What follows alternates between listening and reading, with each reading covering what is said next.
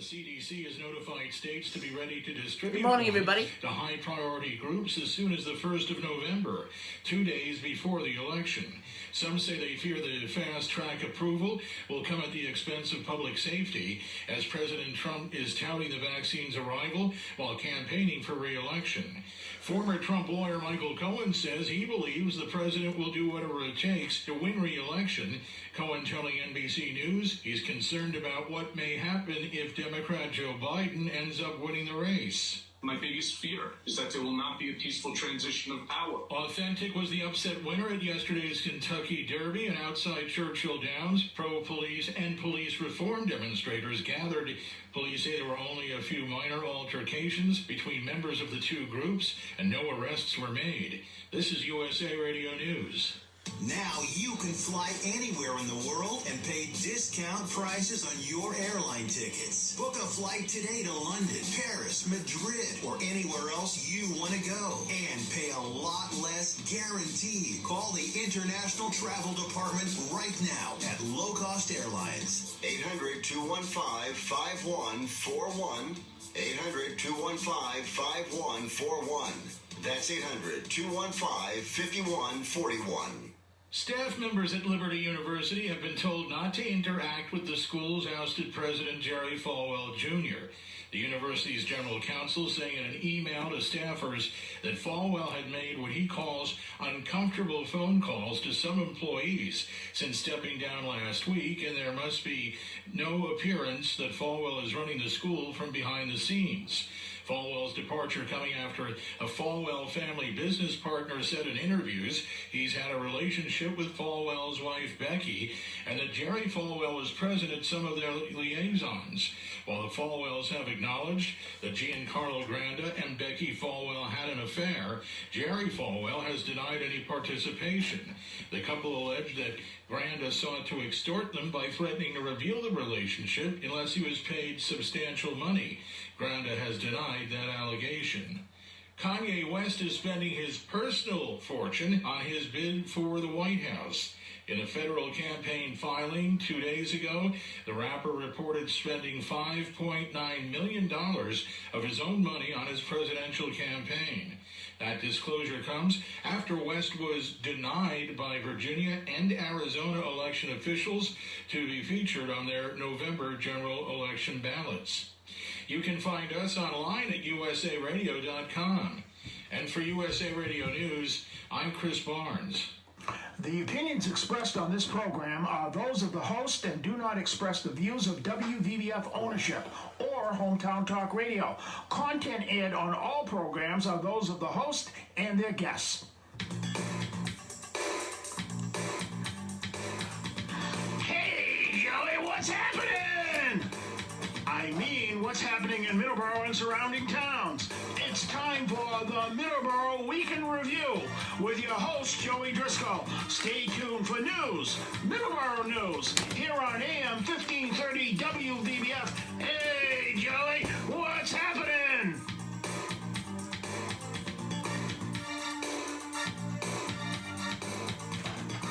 Good morning, everybody, and welcome to Middleboro in Review for September the 6th, 2020.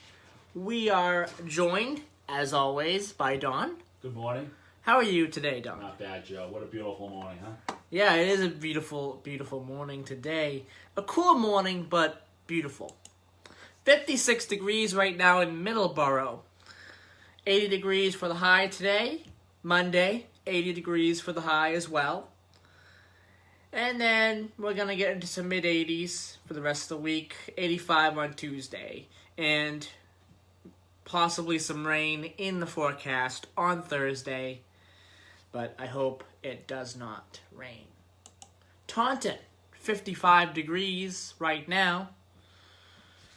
In Driscoll, Texas, it is 76 degrees with a high of 93. Cloudy today, Monday and Tuesday, and also Wednesday, Thursday. The next time that they're going to see sun is Friday, 88 degrees on that day. But lower to mid 90s for the next couple of days for Driscoll, Texas, but it will be cloudy. Driscoll, North Dakota, 56 degrees right now, 73 for the high, and cloudy today, but right now it is clear. All right, well, yesterday was the Kentucky Derby, and we had a surprising winner. We're going to get to that a little bit later on. But what I would like to get to first is that there's been an announcement that there will be 6 fall household hazardous waste collections. Remember last year, we talked about 6 hazardous waste collections being scheduled and done around Middleboro and other towns. Well, the South Shore Recycling Cooperative Towns will host 6 household hazardous waste collections this fall. 9 a.m. to 1 p.m. Saturday, September the 12th in Abington. October 3rd in Rockland. So those are Saturdays, I believe, or at least one of them is, September 12th. Pre-registration is required to reduce wait times. The addresses of these events are revealed on the pre-registration form, which can be accessed at http://bit.ly/ssrc form. Those without internet access may call 781-329-8318. Additional collections will take place from 9 a.m. to 1 p.m. September 12th in Hanson, Middleboro, and Whitman. September the 26th in Hull and Hingham. October 3rd in Hanover and Norwell. October 24th in Plymouth. October 31st, Halloween Day, in Weymouth. And December 5th in Duxbury and in Kingston. Citizens are asked to sort latex paint from hazardous material. Usable latex paint is accepted at the Hanover collection only and will be recycled into recolor paint in Hanover. Latex paint may also be dried and disposed of with regular trash. Residents of host and co-host towns may attend their own town's collection at no charge with proof of residency. Residents of Abington, Cohasset, Duxbury, Hanson, Middleboro, Norwell, Pembroke, Plymouth, Rockland, Scituate, Weymouth, and Whitman may attend any collection at their town's expense with proof of residency. Residents of Hanover, Hingham, Hull, and Kingston must obtain a signed authorization form from their town's responsible department to attend collections their town is not hosting or co-hosting at their town's expense. Those towns may limit subsidized quantities. Residents without required authorization or with more material than authorized need to bring a check made out to ACVENVIRO.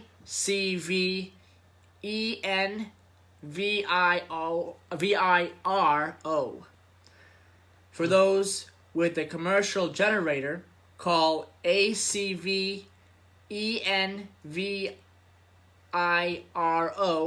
at 508-479-3358 to ensure that the material can be accepted and arrange payment.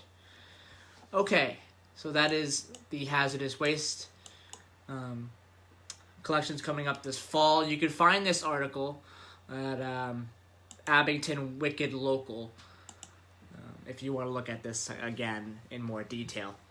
Well, especially writing the check. What's all those letters? It's breathtaking.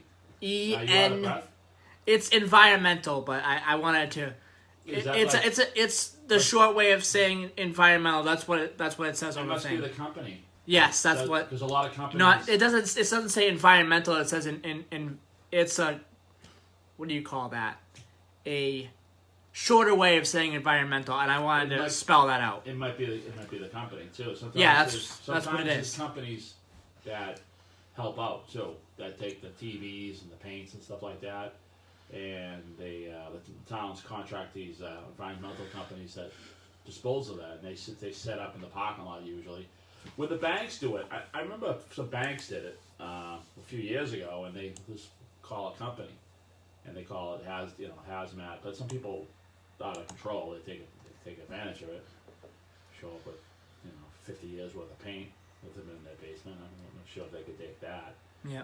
So I'm sure there's going to be 2 TVs and 10 gallons of paint. They'll show up with 100 gallons of paint and 50 TVs that have been in the shed since 1950. So that's probably why they want people to know. Call ahead, because you just can't show up with I assume that's by the case. You just can't show up with 100, a bunch of stuff. Out of control. Let's clean the basement out. We got TVs from 1975 and onward. So, but maybe, I don't know. Like I said, it's always good to call about everything. Yeah. You can find out what you can get rid of. Make sure, it's always good to be on the same page, because who would want to load up a pickup truck with it? Stuff, and half of it gets rejected, and then there's then there's controversy, and there's arguments, and just you just don't. It's just a bit better to know. Yeah, absolutely. Because 100%. usually the town dumps, and the transfer stations charge a pretty penny for that. They really do. They charge quite a bit for TVs, paints, all that stuff. So they just want to make sure people aren't taking advantage of it, and just see what you can what's accepted. Because you hit like I said, 4th time I said it already. You load up a truck or a car, and they reject half of it. You're not going to be too happy. All right, let's switch gears. Yeah, let's switch gears. To the food pantry.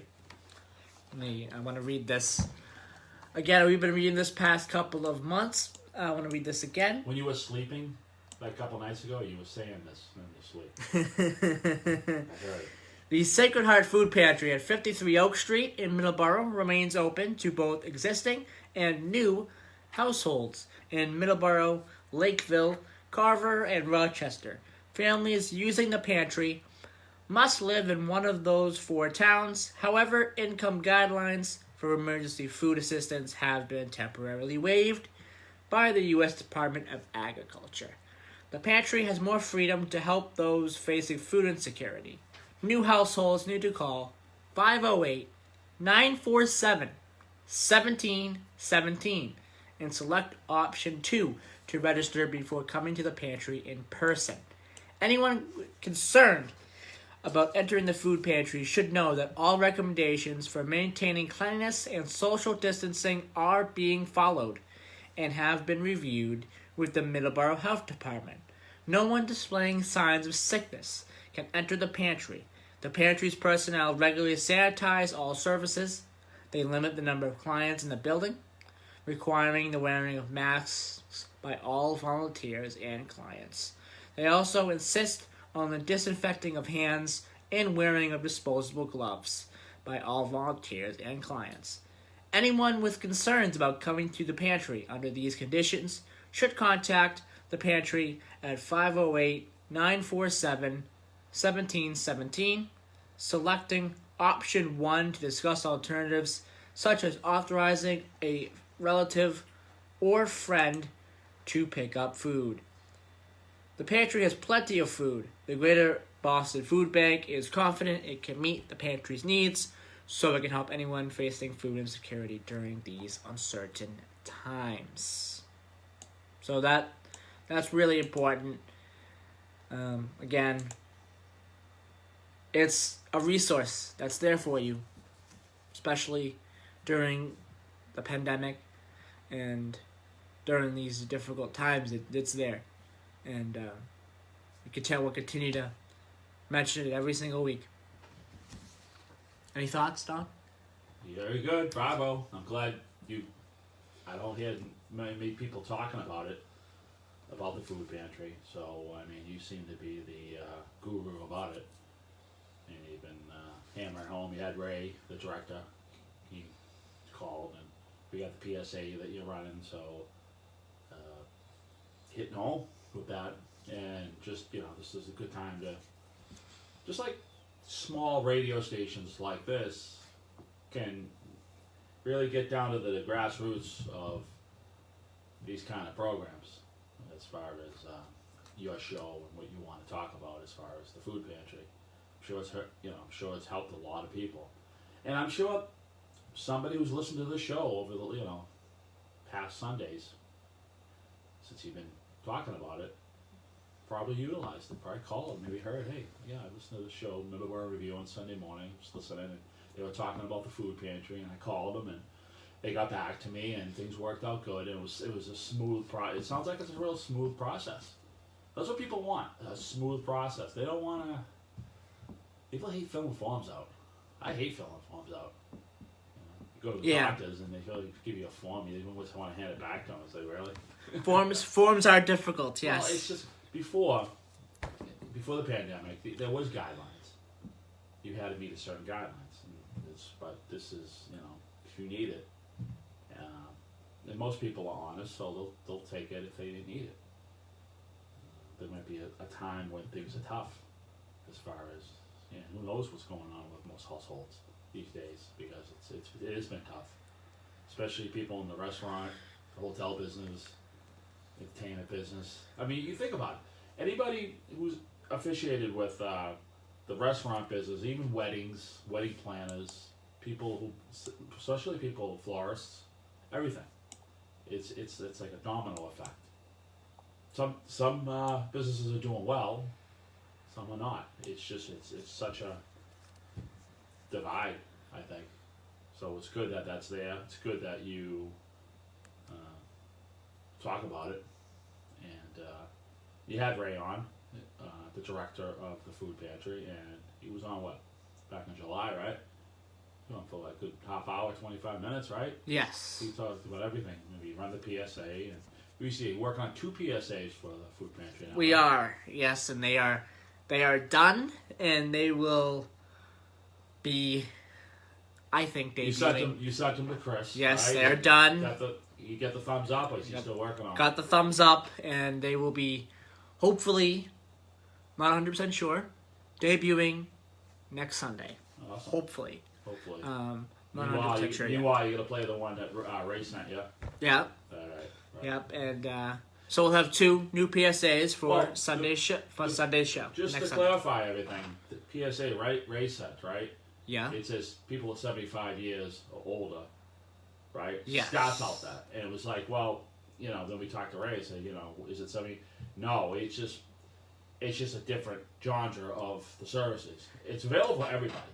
Yes. So don't think, when you hear that, especially, that's why you changed the PSAs, because you wanted to make sure that people knew that it was good for all health, not people just 75 and older. I think 75 and older, they have, I think, more services for the elderly, as far as, I think, more like the Meals and Wheels thing. Mm-hmm. Because they are affiliated with Meals and Wheels to a point. He said that, right? Yeah, I think so. Yeah, okay. Yeah. So I think they all kind of blended together. I mean, once you call, there was a whole laundry list of services they provided. A whole laundry list. Yeah, absolutely. So that's why, and you're going to have 2 PSAs. One's like a general information PSA, and the other one was more detailed, right? Yeah, more about the food pantry. One of them is more about the food pantry, and Right. then one of them is more general. It's a quick hit here, and so that's what we're trying to stress. It's available to everybody, right? Yes. All families, correct? Yeah. All right. No age requirement at all. So that's why I think you had to change that. So just clarify that. All right. Well, 7:23. When we come back, we're going to talk about a event that's coming up near the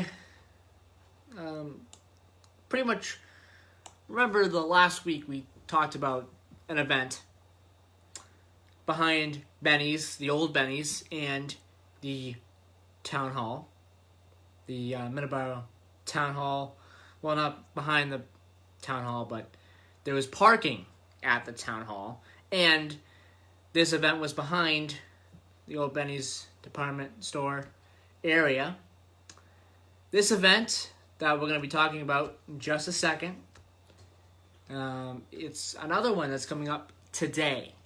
So, we have that when we come back. We'll also talk a little bit about the Kentucky Derby as well, along with some other general sports things. We have Patriots, who cut their roster down to 53 people yesterday. Well, I have a few thoughts about that as well. So when we return, we'll have all that. You're listening to Middleboro in Review on WVBF 1530 AM, 99.7 FM. We're also on TuneIn, WVBF 1530 AM. We're on the Audio Now number, 605-562-7958. So there's many ways to listen to us. We also have a YouTube channel, Middleboro in Review, where you can listen to the shows as well, and also the Facebook page.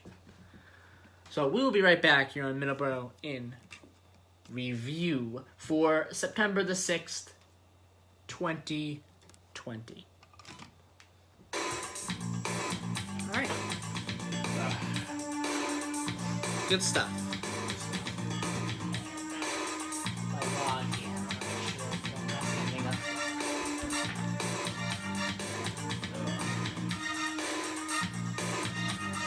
Spark Street Auto Body, located at 48 Spark Street in Brockton, Massachusetts, offers the highest quality collision repair and complete auto service for your car. There's a jazz trio that's going to be performing in downtown Middleboro. 583-1495. What? Today. Today. Monday through Thursday, 8 to 5, and 8 to 4 on Fridays. Call them today. You will not be disappointed. 508-583-1495. Combat Veteran Motorcycle Association is an association of combat veterans from all branches of the United States Armed Forces who ride motorcycles as a hobby. Our mission is to support those who have defended our country and freedoms. Our focus is to help veteran care facilities provide a warm meal, clothing, shelter, and guidance, or simply to say thank you and welcome home. We have members from nearly all 50 states and living abroad. Many members continue to serve in our armed forces, with several serving in combat areas now. We sponsor and or participate in many motorcycle-related charity events each year, and as a nonprofit organization, donate to various veteran care facilities and veteran charities. To learn more about the Combat Veteran Motorcycle Association and how you can join or support, please visit cvma2-2.org. Hi, this is Jim Larkin. Hope you can join me every Sunday from noon to 2 o'clock here on WVBF, The Sounds of the Emerald Isle. We'll have some great Irish music, some folk, traditional, country, and contemporary, and sometimes some live singers in the studio. And to make you laugh, some Irish comedy. That's Sundays from noon to 2 right here on WVBF 1530 Taunton, Middleboro, and on the internet at hometowntalkradio.com. If you are 75 years or older and suffer from food insecurity, the St. Vincent de Paul Food Pantry is here to help. We serve the families of Middleboro, Lakeville, Carver, and Rochester. Please leave a message on our pantry hotline at 508-947-1717. A volunteer will call back to gather some needed information. Obtain your desired list of groceries. These will be collected for you and delivered to your home free of charge. May the good Lord bless you and keep you safe. Alright.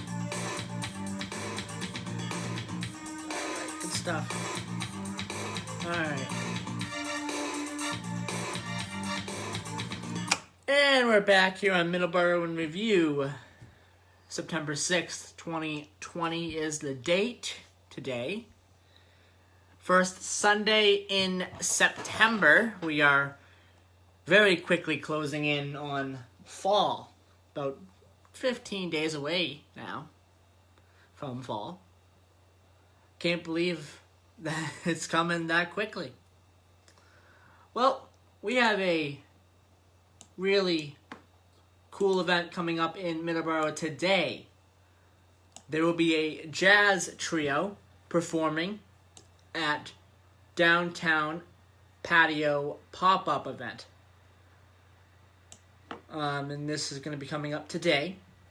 A patio pop-up outdoor dining event is happening at 147 Center Street next to the Alley Theater in downtown Middleboro.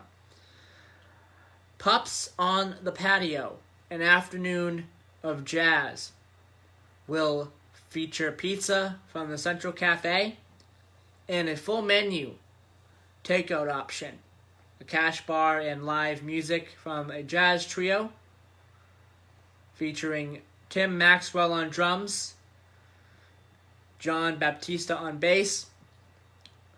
In honor of the dog days of summer, patrons are invited to bring their pups to the patio.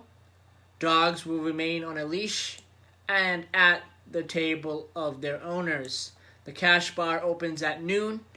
The trio goes on at 12:30. The suggested cover charge is $20 per person.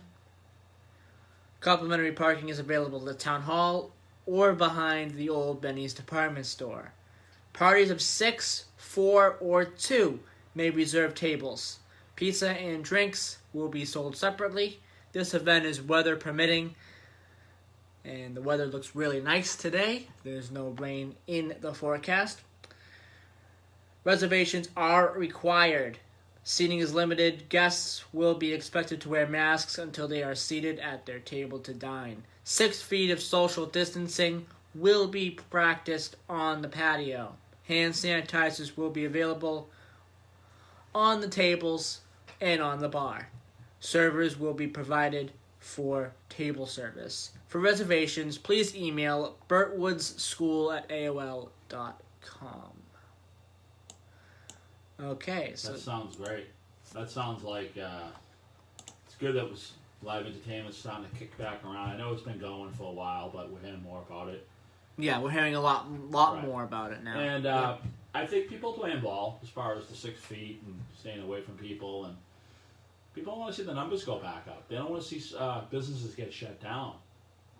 So that's what I'm saying. I know the government officials were urging the citizens to, they always have spikes, a little bit of spikes in the coronavirus after the holiday weekends. Memorial Day, 4th of July, and now we got Labor Day. So that's the thing. It's just everyone's gonna remember that, because you don't want the numbers to go back up. You don't want to see the businesses have to get shut down again. They're inventing ways to make money with the patios and everything. It's funny because I was in Somerville and drove to Davis Square, and they really did a good job. I mean, with the patio dining and almost onto the street. Every restaurant in Davis Square almost had a patio, had some sort of outdoor seating. So they really did a good job on reinventing. It's like reinventing the wheel almost, as far as upping their amount of people they can have in the restaurant. So I really think that worked out good, and I got to give I have to, all the officials, and even the government officials, the state, local, for all these towns that participate in this, they really did a good job, in my opinion. So that's good that and people are starting to come out. They're starting to, but just try to remember, like you said, just try to remember the 6 feet, and we'll get through this. We just don't want to see restaurants. We don't want to see businesses close down again. We don't want to repeat that. Yeah. Things are starting to get going a little bit. So everyone likes live entertainment. They like to sit down, have pizza, hang out with their friends. But just remember, you get up, use the restroom in the restaurant, put your mask on. If you see somebody, try to walk around them to try to do 6 feet, especially if they little old, elderly a little bit. You want to try to remain distant. You don't want them to get sick. So that's good. That's a great little event there, huh? Yes, it is. And who's hosting it? Central Cafe, pretty Central much? Cafe is providing the The food. okay. They got great pizza, right? The food's awesome over there. Yes. And we want to mention, before we go on with our sports segment here, Williams Trading Post is now open. They are back. They opened. They opened on Friday, September the 4th. They're open until October the 25th. Monday through Wednesday, 10 a.m. to 5 p.m. Thursday through Sunday, 9 a.m. to 5 p.m. During the fall, they're going to be selling things like pumpkins, mums, perennials, fall annuals, and many more things as well. They also have the antique shop as well, where you can get a lot of interesting things as well. Furniture, gifts, glassware. Not 100% sure if they are open, but I'm sure they're open now. The antique shop, but I'll give a call just to make sure. Now, I mean, that was back in April when they were closed. I would give a call just to make sure. Well, The number to call them. Well, you should call Is 508-947-1598, and I will be calling them this week. And you get the address, Joe? Yes, and the address for Williams Trading Post is 556 Wareham Street in Middleboro, Massachusetts. You got to mention too that's number 72 years in business. 71 years 71? in business. Yes, 71 years in business. Okay, 71. That's awesome. Yes. So You sure I you will be wanna- calling them this is the end of this week. This is the end of this 71. Yes. Okay, right. I'll be calling them this week to make sure that the antique shop is open. But if you want to give them a call, the number is 508-947-1598. And they have everything. They have everything you need as far as your garden. The place is awesome.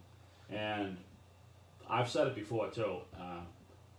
I don't know nothing about nothing. So if I went I think I did a little landscaping for a customer of mine, and they were looking for some sort of flowers or whatnot. I didn't have a clue. I asked Martha, and she told me everything I needed to know. She just knows so much. She's been doing it so long.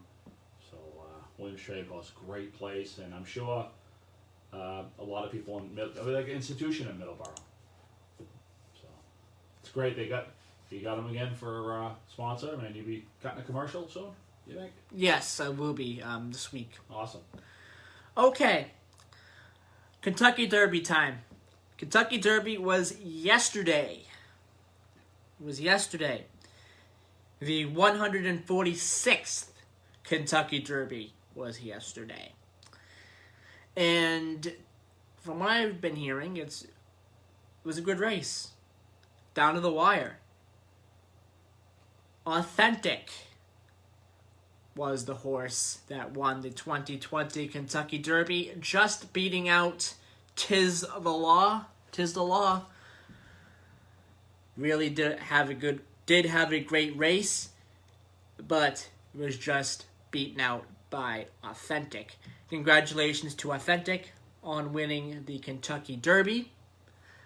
Now they are moving on to the final race of the Triple Crown.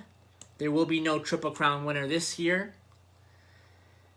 but they have one more race to go, and it's coming up in October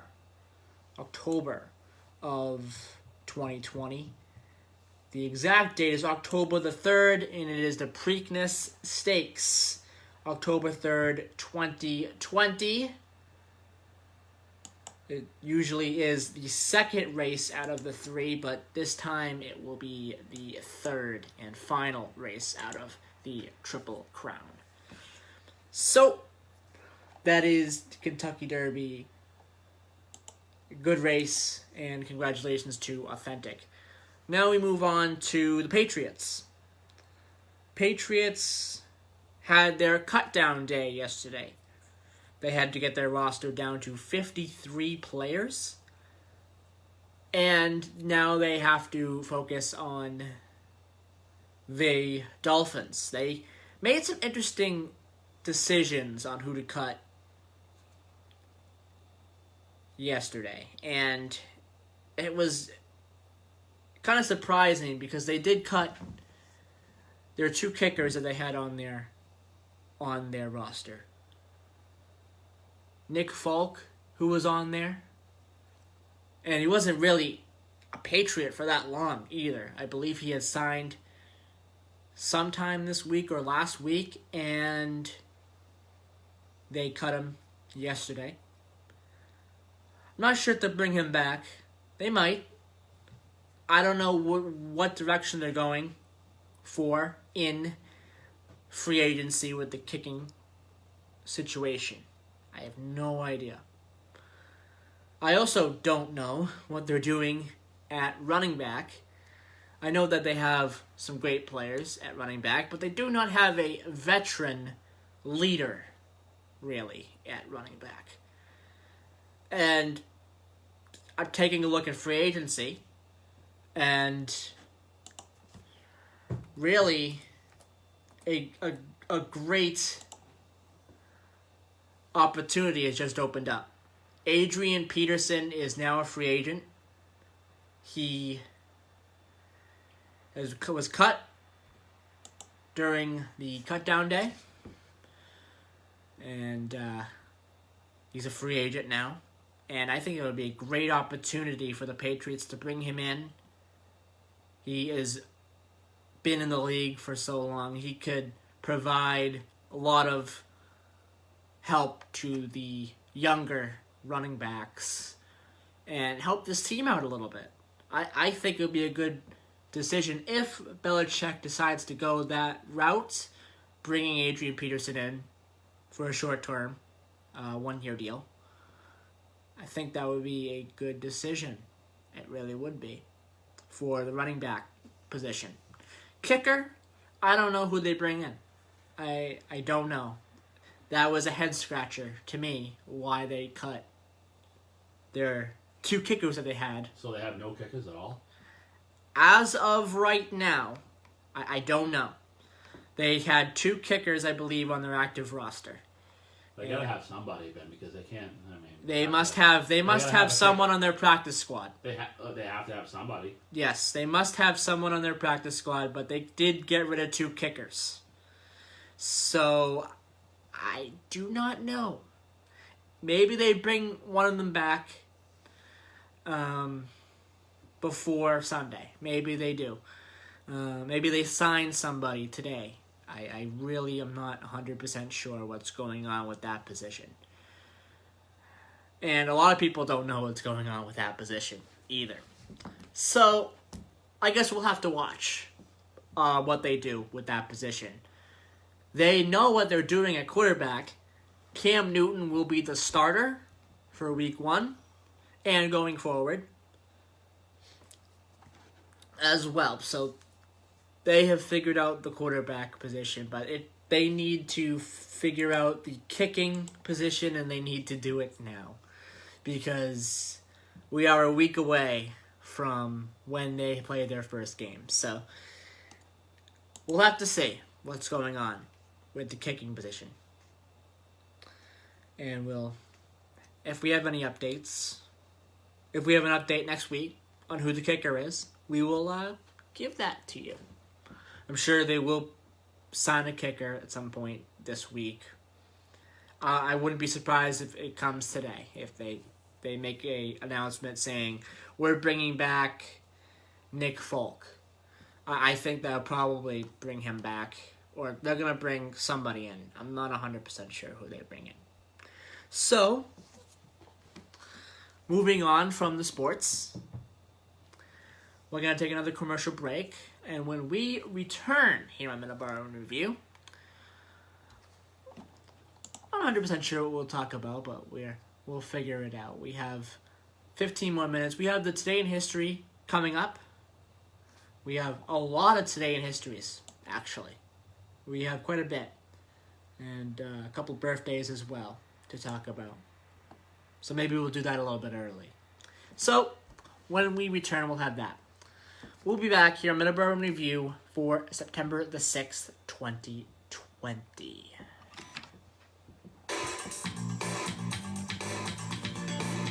When's Patriots playing Tampa for the first time? Any clue? Next year.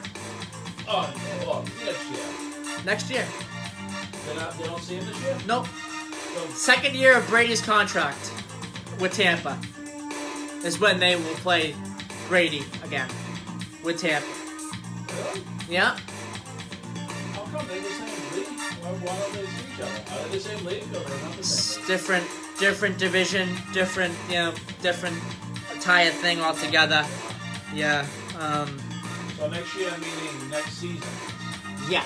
not in January. Or January. Next season, yeah. Unless they play him in the Super Bowl. Can they play him in the Super Bowl or no? Yeah, they could. Oh, okay. Yes. So they're the same league as the Giants. Yeah, they will not be playing them in the Super Bowl. I'm gonna have to say that right But they now. could though. They could. Yes. So they're the same league as the Giants. Yes. 100%. Yes. With the city or town government. Send So your they're the AFC, not the announcement NFC. to our Um. Yeah. NFC. It's safe, No, it's well, fast, NFC and is allows what? us to get The right Tampa back Bay to Buccaneers are the NFC. And AFC is the Patriots. Yes. Send your community announcements to WVBF So American football and national 1530 football, right? at hotmail.com. Yes. That's know that. WVBF Everyone's on 1530 Facebook at listening. Yeah, hotmail.com. dumb. Thank you for listening. Your hometown radio station is AM 1530, WVBF, and 99.7 FM.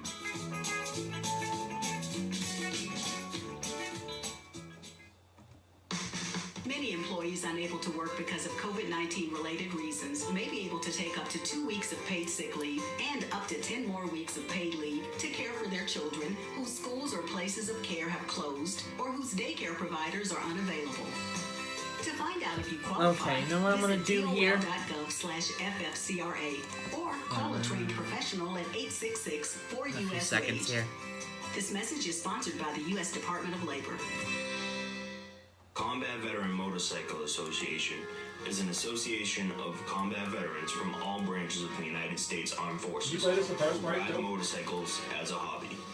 Joe? Our What's mission up? is Did you to play this the support first break? those who have defended our country Um, and freedoms.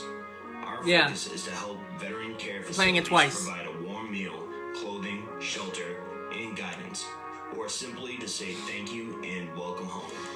We have members from nearly all 50 states and living abroad. Many members continue to serve in our armed forces, with several serving in combat areas now. We sponsor and or participate in many motorcycle-related charity events each year, and as a non-profit organization, donate to various veteran. We're gonna talk about the Dawson Dawson Field hijackings. More about the Combat Veteran Motorcycle Association. Yes, Dawson Field, You which can is in join Jordan. or support. Please Well, visit well- Did that happen today? Yeah, one of the hijacking happened today. The hijacking happened. That's one of the things I want to What talk year about. that happened? 1970. Oh, that's PLO did that, and that's when Yeah. King Hussein finally kicked the PLO out of the country. All right, we ready? 3, 2, 1. And we're back here on Middleboro in Review for September 6th, 2020. One of the Today in Histories that we have for today is September the 6th, 1970. 2 passenger jets that were bound from Europe to New York are simultaneously hijacked by the Palestinian terrorist members of the PFLP and taken to Dawson's Field in Jordan. And I want to mention a little bit about that. I have something about that. In September of 1970, members of the Popular Front for the Liberation of Palestine hijacked 4 airliners bound for New York City and 1 for London. 3 aircraft were forced to land at Dawson's Field, a remote desert strip in Jordan, and Zarqwa, Jordan. I hope I'm saying that correctly. formerly Royal Air Force Station, which then became PFLP Revolutionary Airport by the end of the incident. One hijacker had been killed and one injury reported. This was the second instance of mass aircraft hijacking after an escape from communist Czechoslovakia in 1950. On September 6th, TWA Flight 741 from Frankfurt, a Boeing 747, and Swiss Air Flight 100 from Zurich, a Douglas DC-8, were forced to land at Dawson's Field. On the same day, the hijacking of ELAL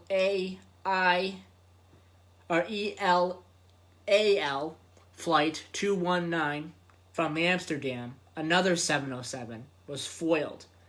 Hijacker Patrick Argelio was shot and killed, and his partner was subdued and handed over to British authorities in London. 2 PFLP hijackers who were prevented from boarding the flight hijacked instead Pan Am Flight 93, a Boeing 747, diverting the large plane first to Beirut, then to Cairo, rather than to the small Jordanian airstrip. On September the 9th, a fifth plane, Flight 775, BOAC Flight 775, a Vickers VC-10 coming from Bahrain was hijacked by PFLP sympathizers and taken to Jordan, to the Dawson's airfield in order to pressure the British to free one of their prisoners. That's interesting you say that, because PLO had a lot to do with that too. They were all working, and at that particular time, the PLO wanted to take over Jordan and set up their own state. And that was the beginning of King Hussein's crackdown on the PLO. They pretty much pushed him out.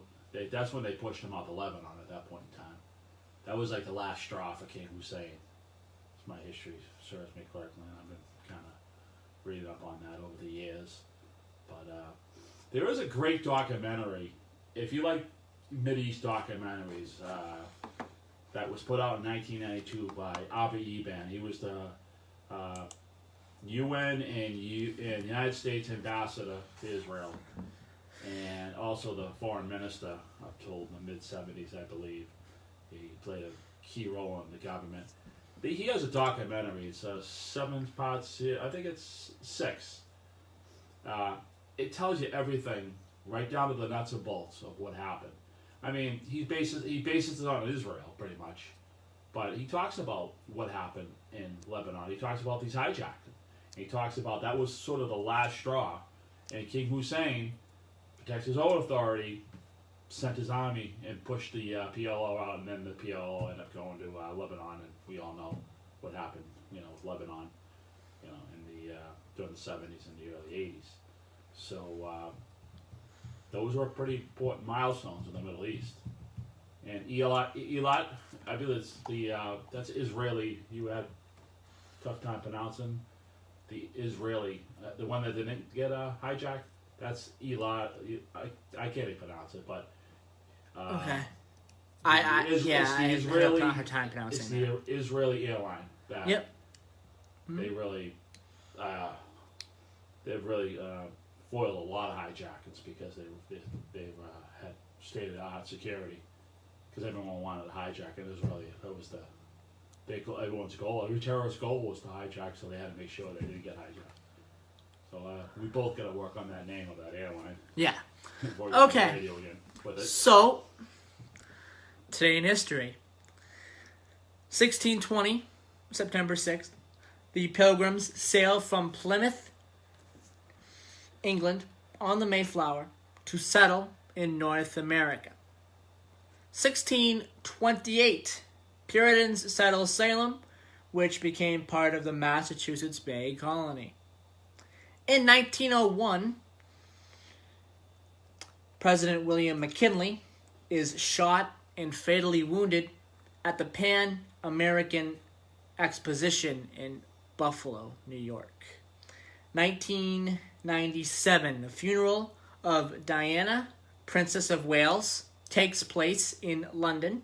Well over 1 million people line the streets, and 2.5 billion watched around the world on television. Birthdays on this day. 1888, Joseph P. Kennedy Sr., American businessman, diplomat, and the 44th ambassador to the United Kingdom. 1958, Jeff Foxworthy, American comedian, actor, and screenwriter. Very, very funny comedian. 1967, William Duvall, American singer, songwriter, and guitarist for the band Alice in Chains. Deaths on this day. 1945, John S. McCain Sr., American admiral. And 2 years ago today, we lost the great actor, Burt Reynolds. Great actor. He's in so many great movies. You know, one of my favorite movies, I love all his movies. Yeah, he was in a lot of great movies. Right, but the Cannonball movies, Cannonball Run, the first one especially, because everyone's in it. Yeah. Dean Martin, Frank Sinatra is in it, Sammy Davis Jr., Roger Moore, Don Bell Louise, Burt Reynolds, Adrian, but everyone's in that movie. The movie's just like an all-star movie. But do you have a quick point? We got time here, right? It is 7:56, right? Yes. Yep. When President McKinley was assassinated, all right, his vice president was Theodore Roosevelt at the time, and they had to go find him. Okay, he was in the Adirondacks, huh? He was. I heard a story that's where he was. They had to go find him. It's funny how we know where Vice President Mike Pence is at all times, right? Yeah. I mean, he can't. He goes too far off, and the Secret Service is following him. It's funny how things were back then. Yeah. I mean, I'm sure they had security for the vice president. I'm sure, but he was out moose hunting. He was out riding up in the Adirondacks. They had to go find him. They weren't in communication with him. That is so funny. And then also too, it's funny too that when Warren G. Harding died in, I think he died in 1922, maybe. Okay.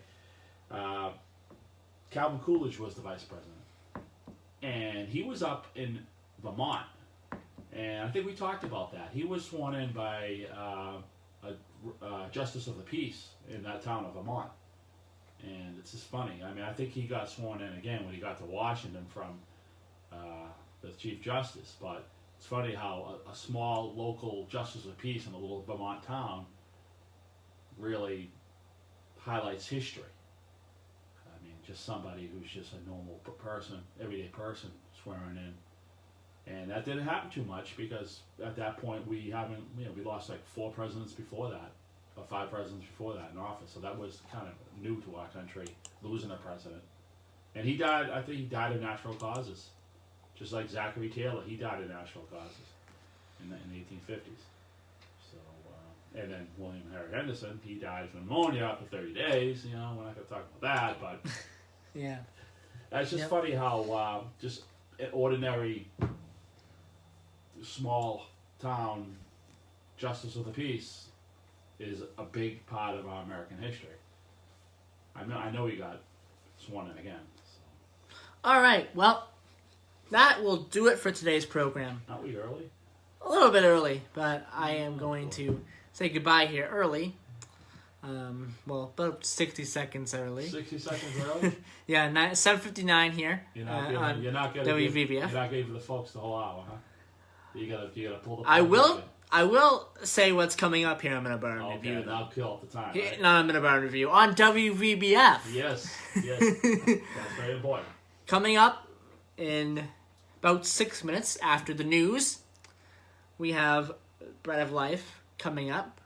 A great program today called A Renewed Vision.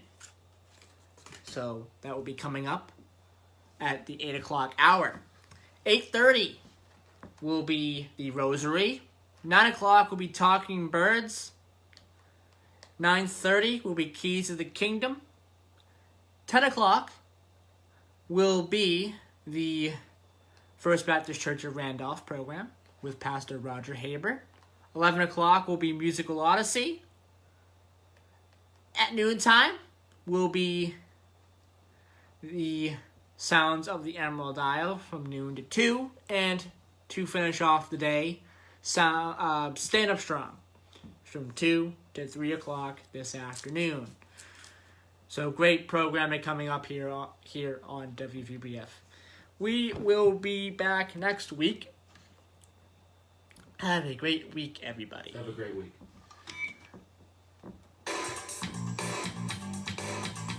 Right on time, 8 o'clock. Perfect.